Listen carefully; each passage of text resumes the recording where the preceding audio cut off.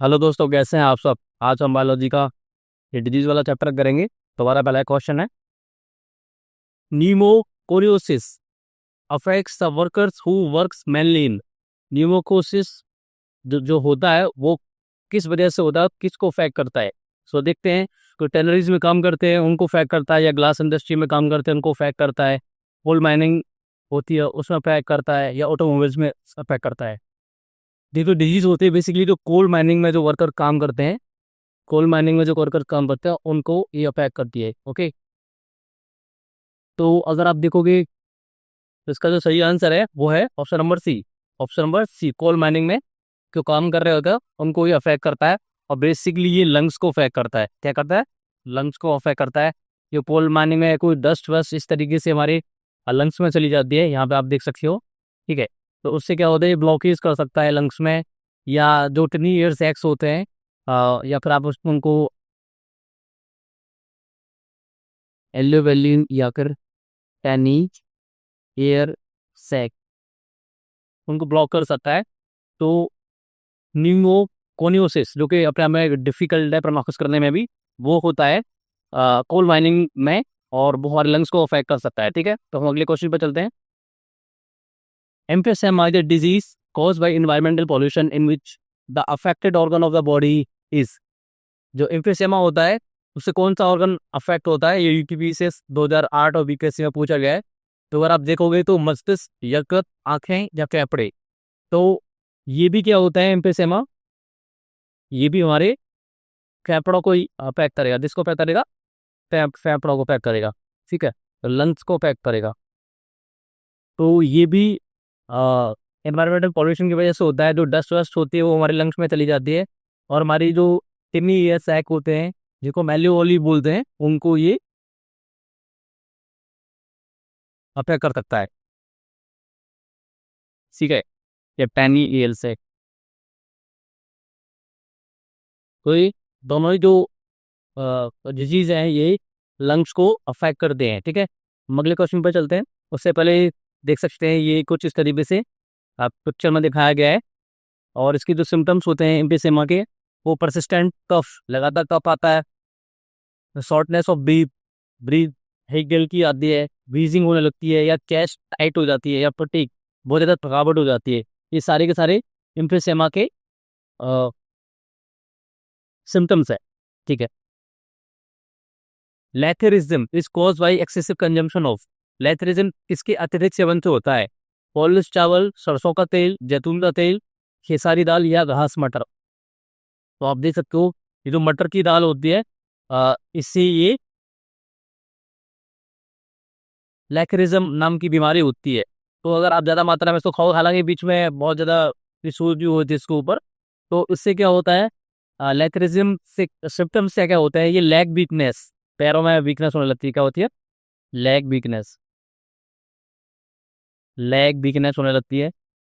Okay, और paralysis भी हो सकता है पैरों में।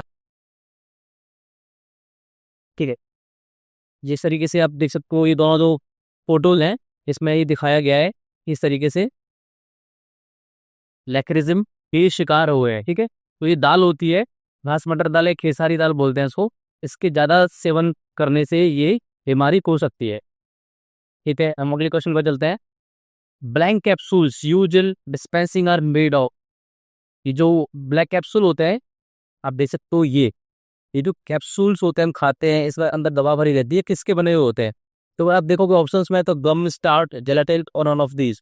तो अगर आप देखोगे तो स्टार्च के भी बना हुआ होता है ये ब्लैक कैप्सूल्स, और जेलाटिन का भी बना हुआ होता है।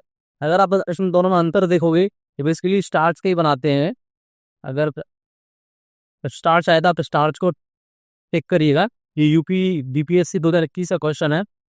तो ये जो स्टार्च होता है ना, प्लांट मेड होता है। ये वेज होता है, प्लांट मेड होता है, स्टार्च से होता है प्लांट मेड। ठीक है, प्लांट से बनाया जाता है ये जो स्टार्च होता है। लेकिन अगर जिलेटिन की बात करोगे, अगर जिलेटिन की बात करोगे तो ये एनिमल वेस्ट होता है। एनिमल की हड्डियों से या किसी और एनिमल के उससे पार्टिकल से इसको आप बना सकते हो जेलेटिन को। तो अगर आप देखोगे तो इसमें स्टार्च और जेलेटिन दोनों आंसर होंगे। लेकिन अगर मोस्टली क्या होता है डीपेसेरिसाइड, इसका आंसर जेलाटिन ही, सॉरी स्टार्च दिया था, कि स्टार्च स्टार्च से ही बनाते हैं, ठीक है। जेलाटिन भी ऑप्शन में है वैसे, पर इसका आंसर, सही आंसर मुझ स्टार्च होना चाहिए, ठीक है। हम अगले क्वेश्चन पर चलते हैं। मैच द फॉलोइंग्स, इनको मैच करना है, ये यूपीएससी 1999 का क्वेश्चन है, डिट्टो। आप देखोगे तो एट्रोपिन दे रखा है लिस्ट में, ईथर दे रखा है, नाइट्रोग्लिसरीन दे रखी है, और पैराथेरिन दे रखा है, ठीक है। तो अगर आप एट्रोपिन की बात करोगे, एट्रोपिन से क्या क्या होता है, तो एट्रोपिन क्या होता है, एट्रोपिन जो प्यूपिल होती है उसको डायलेट करता है। तो इसका जो सही आंसर हो जाएगा, अगर आप मैच करोगे तो यहाँ पे ए आ जाएगा, ए। तो यहाँ पे ए है, तो ए का तीन कहीं दिख रहा है, ए का तीन, ये दोनों ऑप्शन में से कोई एक होगा, ठीक है। ए का तीन, इन दोनों में से कुछ दिखने वाला है। और अगर आप बात करोगे ईथर की, तो ईथर का यूज कहाँ होता है, ईथर का यूज होता है एनेस्थीसिया के लिए, ठीक है। ईथर का यूज एनेस्थीसिया, एनेस्थीसिया कहीं पे है, लोकल एनेस्थीसिया, बिल्कुल ठीक है। तो यहाँ पे क्या आ जाएगा, ए आ जाएगा, ठीक है। तो बी में ए, बी में ए, तो ठीक है, ये सी और डी में से आंसर है कोई। अब आप देखो नाइट्रोबिल्सरीन, नाइट्रोबिल्सरीन का क्या होता है, चेस्ट पेन के लिए बेसिकली नाइट्रोबिल्सरीन का यूज करते हैं। नाइट्रोबिल्सरीन का देखोगे तो आप चेस्ट पेन, चेस्ट पेन कहीं पे है, चेस्ट या हार्ट का, तो दूसरा, तो इसका जो सही आंसर हो जाएगा, अ, और पैराथ्रिन का यूज होता है मॉस्किटो रिपेलेंट की तरीके से, तो इसका जो सही आंसर हो जाएगा ऑप्शन नंबर डी हो जाएगा, ठीक है। क्योंकि मॉस्किटो रिपेलेंट क्या होता है, पैराथ्रिन भी होता है, या पैराथ्रिन और भी मॉस्किटो रिपेलेंट होते हैं, ठीक है। तो इसका जो सही आंसर हो जाएगा ऑप्शन नंबर डी हो जाएगा, ठीक है। ऑप्शन नंबर डी इसका सही आंसर है। जेलाटिन का यूज और कहाँ आप कर सकते हो, अगर आप देखोगे तो जेलाटिन का यूज आप कर सकते हो सलाइवा जो होती है उसको कम प्रोड्यूस करने के लिए, ठीक है। तो ऑपरेशन ऑपरेशन करते हैं तो सलाइवा ज़्यादा ना आने के लिए, उसको वो करने के लिए, रिड्यूस करने के लिए उसका यूज करते हैं। फॉर पीपल को डायलेट करने के लिए भी करते हैं, हार्ट रेट को इंक्रीज करने के लिए भी कर सकते हैं इसका यूज, और पॉइजनिंग वॉइजनिंग को ट्रीट करने के लिए एट्रोपिन का यूज करते हैं, ठीक है। तो इसका जो सही आंसर है ऑप्शन नंबर डी, ठीक है। हाँ, हम अगले क्वेश्चन पर चलते हैं। एस्टिगमेटिज्म विद डिजीज हो, तो दृष्टि वैषम्य, वैषम्य किसका रोग है, कान का है, नाक का है, आंख का है, या गले का है। वो कुछ इस तरीके से होता है, देखो एस्टिगमेटिज्म ये है कि हम कहीं खड़े हुए हैं, और यहाँ पे ये सिग्नल है, तो हमें रेड साफ साफ दिखाई पड़ रहा है, ठीक है। और यहाँ पे देखो धुंधला दिखाई पड़ रहा है, यहाँ पे क्या धुंधला दिखाई पड़ रहा है इधर वाले ओपन में, तो ये सीधा सीधा आँख का बीमारी होती है। एस्टिग्मेटिज्म किसकी बीमारी होती है, आँख की बीमारी होती है। जो नॉर्मल विजन होता है उसमें जो साफ साफ दिखता है, और एस्टिग्मेटिज्म में क्या दिखता है, धुंधला धुंधला दिखाई पड़ता है, ओके। ठीक है, हम अगले क्वेश्चन पे चलते हैं। Which one of the following pairs matches one another, निम्नलिखित में से कौन सा युग्म एक दूसरे से मेल खाता है। अब आप देखोगे कैटरेक्ट, थायराइड ग्लैंड, नहीं नहीं, कैटरेक्ट तो आंखों की बीमारी होती है। निमोनिया लंग्स, नहीं। जोल्डिस लीवर, बिल्कुल ठीक है। तो इसका जो सही आंसर हो जाएगा जॉन्डिस, जॉन्डिस यकृत को अफेक्ट करता है, यकृत जो होता है किलिया, किलिया से यकृत अफेक्ट होता है। अब आप देखोगे इसके जॉन्डिस के सिम्टम्स हैं कुछ ऐसे, ठीक है। तो एडल्ट में कैसे होता है, आंखें पीली पड़ जाती हैं, फीवर आने लगता है, वीकनेस होने लगती है, लॉस ऑफ एपिटाइट, जो भूख होती है वो भी बहुत कम हो जाती है, एब्डोमिनल में पेन होने लगता है, ये सारे के सारे ये सिम्टम है, क्या है, ये सिम्टम है, ये जॉन्डिस की सिम्टम है, ठीक है। हम अगर इस क्वेश्चन की बात करें, तो does the disease cause by deficiency of protein in children is, बच्चों में प्रोटीन की कमी से होने वाला रोग कौन सा है। तो अगर आप ऑप्शन में देखोगे, रिकेट्स है, प्लेगरा है, मरासमस है, और हर्पीज है। तो विटामिन, रिकेट्स जो होता है, रिकेट्स किस वजह से होता है, विटामिन डी की वजह से, विटामिन डी की वजह से होता है। प्लेगरा भी विटामिन बी की वजह से होता है, विटामिन बी की कमी की वजह से होता है, ठीक है। मरासमस प्रोटीन की वजह से होता है, ठीक है, प्रोटीन की कमी की वजह से होता है, बच्चों में हो जाता है, बहुत दुबले पतले हो जाता है, और हर्पीस बैक्टीरियल डिजीज है। तो अगर आप देखोगे तो इस तरीके से यहाँ पे दिखा रखा है आपको, ये दोनों प्रोटीन की कमी से होती हैं ये दोनों डिजीज, ठीक है।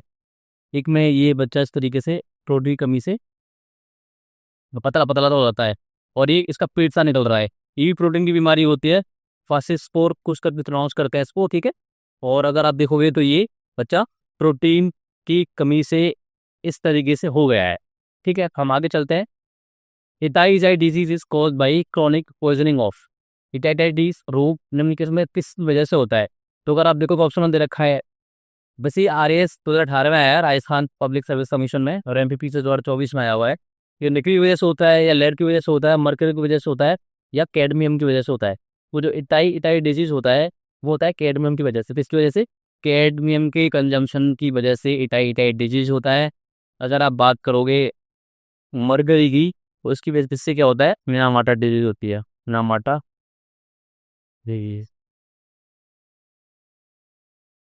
और लेड और निकल भी पॉइजनस एलिमेंट्स होते हैं, ठीक है। तो अगर आप बात करोगे इटाई डिजीज, तो इटाई डिजीज कुछ इस तरीके से होती है, और इस तरीके से अटैक करती है। ये कुछ पंच हम बैक बोलते हैं इसे, उस तरीके का ये पोर टाइप का सा कुछ हो जाता है, ठीक है, इटाई डिजीज में। ठीक है, हम अगले क्वेश्चन पर चलते हैं। If a person only takes milk, egg and bread in diet, so he may suffer from disease. ये BPSC का आया हुआ क्वेश्चन है, BPSC 2022 में, ठीक है। ये BPSC का आया हुआ प्रश्न है। ऑप्शन में रिकेट्स, मरासमस, नाइट ब्लाइंडनेस और कस्करबी। तो मुझे एक चीज बताओ कि अगर आप दूध खा रहे हो, अंडे खा रहे हो, दूध पी रहे हो, अंडे खा रहे हो, ब्रेड खा रहे हो, तो आपको प्रोटीन तो मिल रहा है, लेकिन विटामिन की कमी हो जा रही है। उससे क्या होगा? आपको देखो, विटामिन डी से भी दूध पीने से विटामिन डी ठीक किया जा सकता है, विटामिन डी की कमी हो सकती है, ठीक है। मरासमस थ्रोसी अगर अच्छा मिल रहा है तो प्रोटीन की कमी नहीं होगी, ठीक है।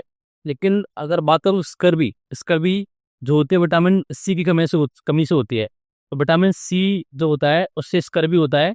और अगर आप मिल्क पी रहे हो, ठीक है, एग्स खा रहे हो, तो इससे आपको प्रोटीन्स मिलते रहेंगे, लेकिन विटामिन सी की कमी रह जाएगी। उसके लिए आपको उसमें कुछ खट्टा खाना पड़ेगा। विटामिन सी उसके सोर्सेस क्या है? देखो, सबसे पहले तो कुछ इस तरीके से स्कर्वी होती है, आपकी मसूड़ों में क्या हुआ, इस तरीके से ब्लड सा आना शुरू हो जाएगा, ये स्कर्वी होती है, ठीक है।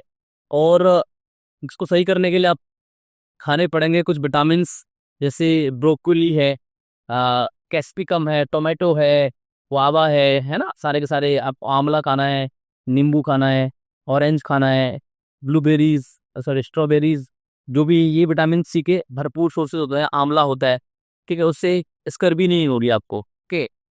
और क्या होता है कि जो आपके घाव हो जाते हैं उसको बहुत जल्दी ही करता है, सही करता है विटामिन सी, अगर आपकी सही में सही मात्रा में होगी तो। अगर नहीं होगी तो घाव जल्दी बिगड़ जाते हैं, ओके, ठीक है। हम चलते हैं नेक्स्ट क्वेश्चन पे। सिलिकोसिस क्या है? सिलिकोसिस क्या है? ये राजस्थान 2021 में आया, BPSC और ETB में आया हुआ प्रश्न है। तो सिलिकोसिस किडनी की डिजीज है, लिवर की डिजीज है, लंग्स की डिजीज है? तो सिलिकोसिस जो होता है वो होती है फेफड़ों की डिजीज, ठीक है। अभी हम पहले भी कर चुके हैं कुछ क्वेश्चन इससे रिलेटेड, लंग्स के रिलेटेड। तो ये डस्ट पार्टिकल्स चले जाते हैं अंदर, तो हमारी जो टाइनी ये सैक होती है उनमें ब्लॉकेज कर देते हैं ये, ठीक है। इस तरीके से सिलिकोसिस होता है, सिलिका की मात्रा अंदर चली जाती है, ठीक है, कैसे भी डस्ट के थ्रू है, कैसे भी उससे सिलिकोसिस हो जाता है, ठीक है। हम आगे चलते हैं। गठिया शरीर के जोड़ों में निम्नलिखित में से किस के जमाव के कारण होता है? अर्थाइटिस बोल देते हैं इसको। इसकी वजह से होता है, ये होता है जेलेटिन की वजह से, यूरिक एसिड की वजह से, यूरिया की वजह से, या फिर कोलेस्ट्रॉल की वजह से। जब हमारी बॉडी में यूरिक एसिड अच्छी खासी मात्रा में जमा हो जाता है, उसकी वजह से ये गठिया रोग हो जाता है, ठीक है। इसका जो सही आंसर है वो है आपका यूरिक एसिड का जमा हो जाना। इस तरीके से कुछ घुटनों में दिखा हुआ आपको गठिया हो जाता है, ठीक है। हम अगले क्वेश्चन पर चलते हैं। The malfunctioning of thyroid gland is due to the deficiency of 2020 BPSC में आया प्रश्न है। तो थायरॉयड ग्लैंड तो कहाँ होती है? उससे पहले तो आप देखो, ये होती है थायरॉयड ग्लैंड, ठीक है, यहाँ बिल्कुल गले में होती है, ओके। तो ये आयोडीन की वजह से, आयोडीन, ठीक है, आयोडीन इसका सही आंसर होगा। और आयोडीन के सोर्सेस क्या क्या हो सकते हैं? ये सब दिखाया गया है इसमें। आयोडीन रिच प्रोटीन फूड्स भी दिखाए रखे हैं सब। पोटैटोज है, किडनी बीन्स है, और लेंटिल्स है, स्पेनिश यानी पालक भी है।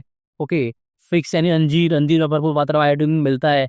और ये अलग अलग तरीके से आपको दिखा रखे हैं, तो आयोडीन की कमी को भरपूर मात्रा में सही कर देते हैं। ठीक है, अगले क्वेश्चन पे चलते हैं। BMW नहीं, BMD, bone mineral density test is help for diagnosis of. इसके डायग्नोसिस के लिए BMD होता है। मलेरिया के लिए बिल्कुल नहीं, एड्स के लिए बिल्कुल नहीं, वो तो एलिसा होता है। डेंगू के लिए बिल्कुल नहीं। ऑस्टियोपोरोसिस, हड्डियों से रिलेटेड दे रखा है, बोन हड्डी, ठीक है, तो उसके लिए ऑस्टियोपोरोसिस होगा। सही आंसर क्या है? Option number D. ठीक है, ऑप्शन नंबर डी इसका सही आंसर है। ऑप्शन नंबर डी इसका सही आंसर है।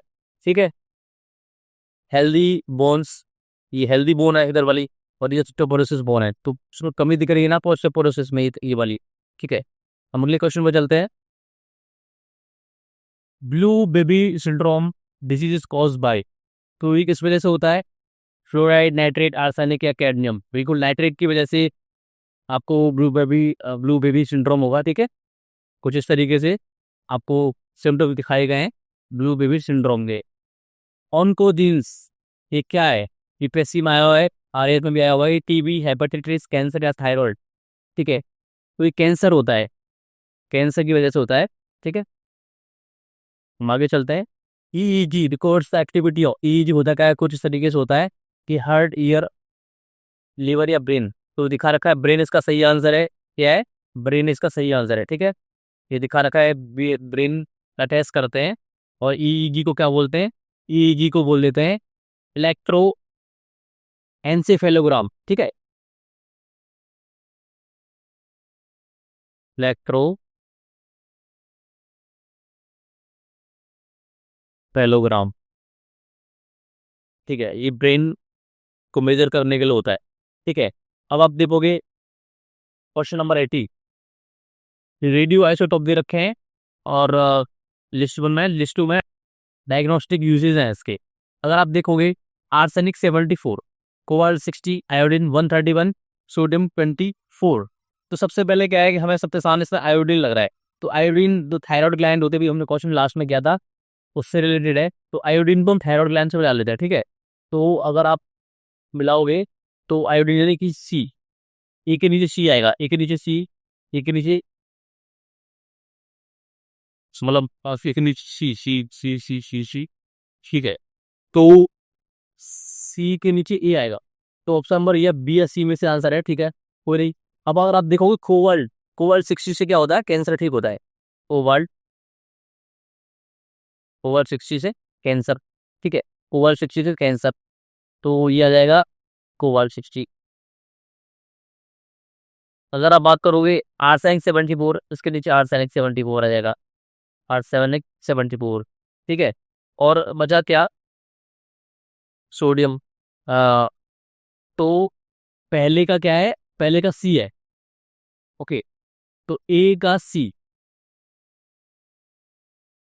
सी के नीचे ए आएगा। ठीक है, बी या सी में से दोनों में से दोनों का आंसर है।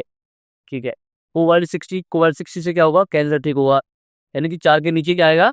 डी, 4 के नीचे, डी के नीचे 4 आएगा, यानी कि इसका आंसर सही हो जाएगा सी। सी सी ऑप्शन इसका सही आंसर है। सी ऑप्शन इसका सही आंसर है। तो Minamata disease is cause due to, Minamata disease किसकी वजह से होता है? तो अगर आप देखोगे, निकिल की वजह से होता है, बोरोन की वजह से होता है, आर्सेनिक की वजह से होता है, या मरकरी की वजह से। मिनामाटा कुछ इस तरीके से होता है जापान में। ये सबसे पहले हुआ था कि क्या है कि जो वहाँ पे वाटर बॉडीज हैं, वहाँ पे जो इंडस्ट्री से जो मरकरी आता है वो आके इकट्ठा हो गया। ठीक है, वहाँ पर जो फिश है, फिश ने वो कंज्यूम कर लिया। अब क्या है कि फिश को निकाला और ह्यूमन बीइंग ने उसको कंज्यूम कर लिया। तो क्या है, जो मरकरी जो है ना, वो जो मछली के पेट में गई थी, वो कहीं ना कहीं ह्यूमन बीइंग के पेट में चली गई। उसकी वजह से क्या हो गया, आपको इस तरीके से बीमारी हो गई, जिसको मिनामाटा डिजीज बोलते हैं। ओके, तो किसकी वजह से हुई थी? ये मरकरी की कंजम्पशन की वजह से, मरकरी की कंजम्पशन की वजह से मिनामाटा डिजीज हुई थी, जो कि जापान में सबसे पहले देखी गई थी। ओके, तो ये राजस्थान पीछे 2015 में आया हुआ है, BPSC 2020 में आया हुआ है, तो आगे के लिए भी बहुत ज़्यादा इंपॉर्टेंट है ये क्वेश्चन। तो हम अगले क्वेश्चन पर चलते हैं। अगला क्वेश्चन कुछ इस तरीके से, देखो ये सिम्टम्स है बिना हमारा डिजीज के। ठीक है, साइन एंड सिम्टम्स, तो इसको आप देख सकते हो। हमारा अगला क्वेश्चन है, which of the following is essential to regulate heart beat? हृदय की धड़कन को नियंत्रित करने के लिए निम्नलिखित में से कौन सा आवश्यक है? सोडियम है, सल्फर है, आयरन है या पोटेशियम है? तो इसका जो सही आंसर हो जाएगा वो हो जाएगा पोटेशियम। पोटेशियम के बहुत सारे यूजेज होते हैं। पोटेशियम को ये नर्व फंक्शन को फंक्शन करने में पोटेशियम का यूज होता है नर्व फंक्शन के लिए। ओके, अगर आप देखोगे मसल कॉन्ट्रैक्शन के लिए ही